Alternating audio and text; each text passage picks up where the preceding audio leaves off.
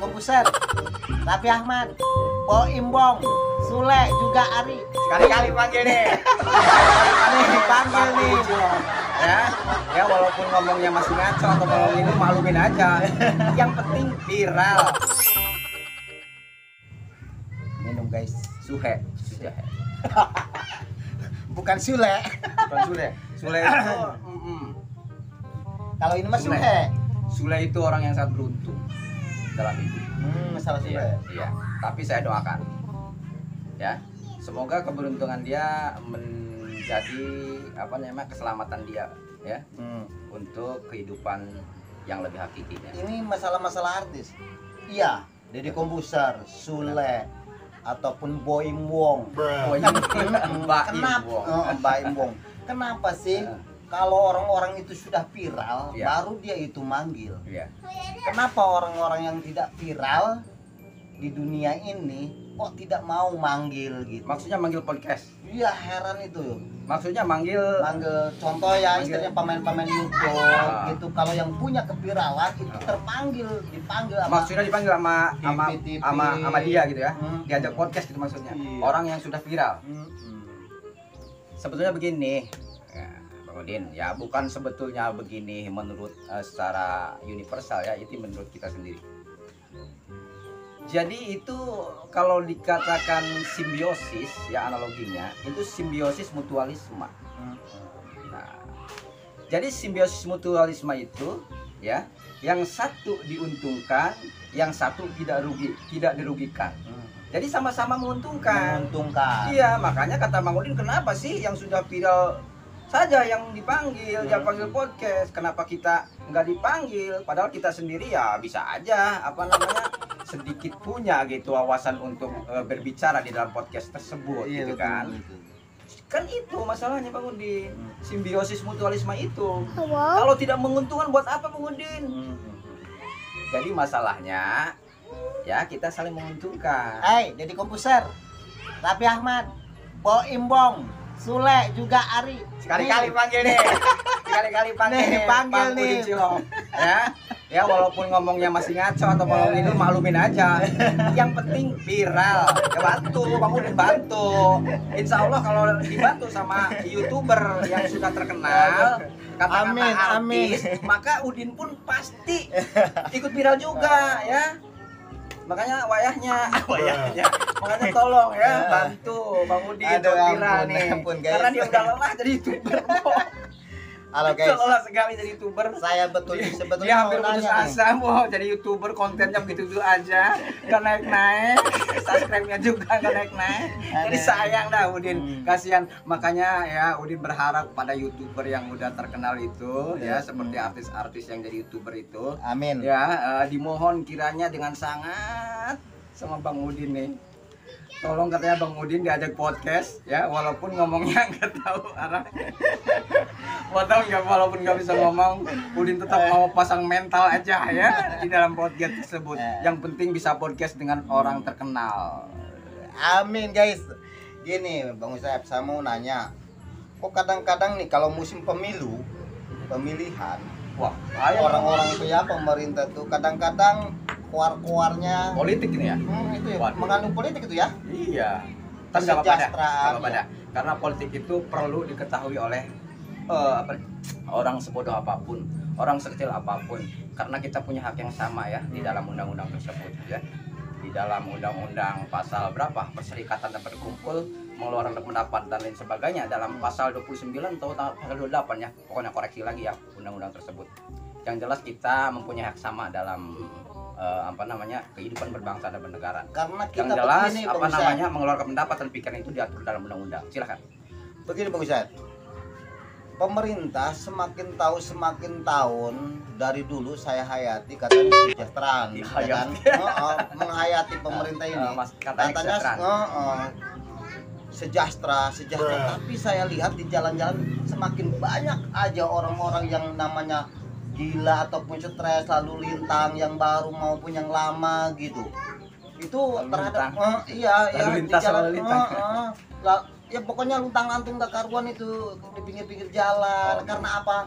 Memang kurang sejahtera apa gimana itu ya dunia ini gitu. Jadi Jadi maksud Bang Udin banyak disuarakannya tentang kesejahteraan dan keadilan gitu ya.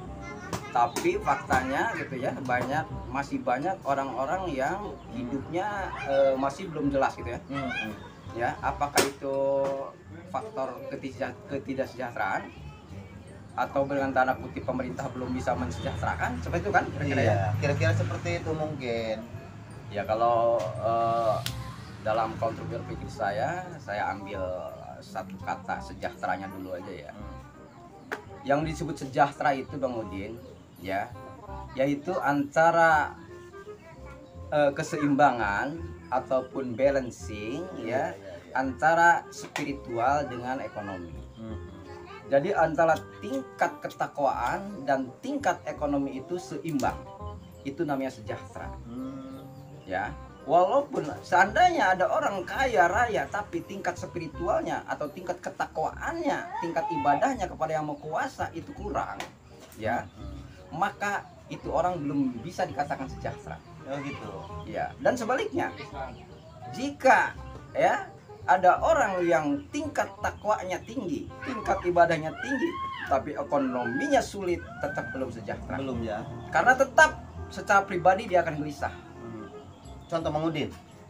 Ya mungkin saya juga. Ya, Mang Udin belum sejahtera, guys. ya, dan banyak deh orang-orang yang masih merasakan seperti itu. Dan ini adalah tugas pemerintah. Oh gitu. Tugas negara untuk mensejahterakan dan menciptakan keadilan di negeri ini. Nah, maka di sini ya secara hakiki ya sangat besar sekali tanggung jawab negara dalam hal ini. Tanggung jawab. Ya dong. Oh. Karena apa? Semua urusan rakyat ya dari segala aspek kehidupan kembali kepada regulator, kembali kepada pengatur, ya, pengatur negara atas dasar pelaksanaan Undang-Undang Dasar 1945. Ya, dan dalam undang-undang tersebut banyak sekali aturan-aturan yang mengatur, ya, terutama substansinya kesejahteraan ini, ya, kesejahteraan dan kecerdasan, ya, dalam pembukaan Undang-Undang Dasar 45 kalau tidak salah di alinea keempat ya, itu menyatakan bahwa negara menjamin kemerdekaan tiap-tiap penduduk ya, dan pemerintah bertanggung jawab atas kesejahteraan Masyarakat dan penghidupan yang layak ya. Oh gitu. Dan lain sebagainya. Ya, kira-kira seperti itu. Ya. Ini adalah sebagai garis besarnya aja. Kira-kira seperti Ya. itu, guys. Namun kalau kita ya belum mendapatkan kesejahteraan ya dalam artian keseimbangan antara ekonomi dan tingkat spiritual kita, maka yang berdosa ini siapa? Dengan tanda petik. Kita nggak perlu siapa yang berdosa. Ya, kita pikir aja sendiri. Iya, betul. Dalam hal ini, dalam konteks ini siapakah yang berdosa? Semoga kita bisa mengevaluasi, kita bisa memahami dalam konten ini ya. Siapakah yang berdosa dalam hal ini? Dan ini mudah-mudahan menjadi pertanyaan yang akan menjadi jawaban seluruh Indonesia. ya, seluruh Indonesia dan seluruh pejabat yang terkait ya. Nah, seperti itulah kira-kira Bang Udin menurut konstruksi berpikir saya. Rupanya memang kalau kita masalah ngobrol tentang urusan kesejahteraan memang luas ya. Luas sekali dan Luas. sangat rumit. Rumit ya. Iya. Rumit. Karena apa? Karena kesejahteraan ini relevan sekali dengan masalah suasana kebatinan. Oh, kebatinan ya. Iya. Kalau kehidupan kita belum mencapai tingkat sejahtera, ya tentu itu impactnya kepada suasana kebatinan kita yang rumit. Contoh Mang Udin Cilok. Rumit sekali. Nah, akibat dari kerumitan suasana batin, maka itu akan mengakibatkan pula kepada tingkat ketakwaan kita, tingkat ibadah kita kepada Allah Subhanahu wa taala. Makanya resikonya juga atau konsekuensinya juga akhirat. Oh. Ya. Nah, ini adalah sangat prioritas sekali kepada kehidupan hakiki, ya, kehidupan yang sesungguhnya. Betul sekali. Sedangkan Ngomong-ngomong, Mang Udin Cilok belum takwa guys. justru itu, Iya. lihat dulu dari sisi kesejahteraannya. Iya betul. Iya. Tapi bagaimanapun juga ya tetap kembali kepada diri kita. Kita Ya. masing-masing. Karena ketidaksejahteraan ini adalah bentuk ujian kita masing-masing. Ya. Nah, yang harus kita lawan bagaimana caranya kita untuk mendapat kesejahteraan itu agar tingkat ketakwaan kita lebih tinggi, ya. Tingkat spiritual kita lebih tinggi. Itu kembali kepada diri kita karena ini adalah ujian dari Allah. Ya. Kita jangan melulu menyalahkan para penguasa juga ya. Betul. Ya kembali juga kepada diri kita, ya. Karena apa? Karena kita adalah manusia yang sama, artinya manusia yang tidak sempurna. sama-sama diberi tugas oleh Allah ya untuk melawan ya ke apa? Ke apa tuh? Nah, untuk melawan segala keburukan yang ada pada diri kita dan yang ada pada lingkungan kita. Betul. Itu konteksnya adalah ibadah. Nah, seperti itu. Jadi ya yang disebut apa namanya? Rahmatal lil alamin itu. Jadi intinya Mang Udin Cilok ini kalau pengen sejahtera banyak ibadah ya, takwa pokoknya ya, harus berjuang dengan takwa. Ora et labora. Ora et labora. Artinya Bekerja dan berdoa. oh. Berdoa itu ibadah. Betul. Ya, dalam konteks sholat terutama. Ya, kalau umat muslim kan sholat. Yang nomor satu yang harus ditegakkan.